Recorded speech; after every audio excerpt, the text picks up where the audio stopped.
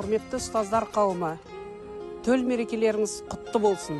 Ұлт ағартушысы Ыбырай Алтынсарин әрбір педагогты алтын діңгекке балар едім дейді. Шәкірт тәрбиелеуде, саналы білім беруде, ұлтқа қызмет ету мұғалімдердің ең басты міндеті деп білемін. Сол абыройлы еңбегімізді жауапкершілікпен атқарып, білімнің шамшырағы болып, мәртебе мерейлеріңіз үстем болсын дегім келеді. Мұғалімдер күні құтты болсын. Өндіған көңілдегі талғамымды, жиналған тәрбиемен талғамымды,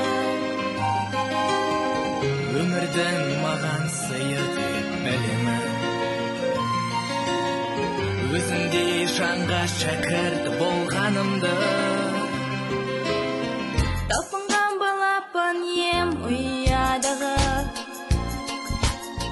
қырындай жетілдірдің ұядағы. ұстазға деген ыстық сағынышым бір әнге қалай ғана сыя алады.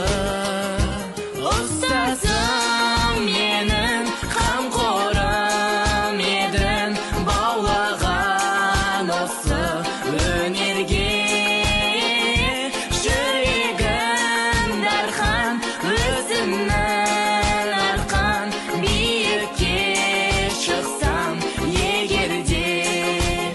Ұстаздық ұлы істейді дана халқымыз. Шәкірттің бойына білім мен ізгілікті бірге дарытқан ұстаздың еңбегі әрқашан бағалы, әрқашан биік. С Днем Учителя! Пусть ваш труд приносит радость, а жизнь будет наполнена счастьем и благополучием.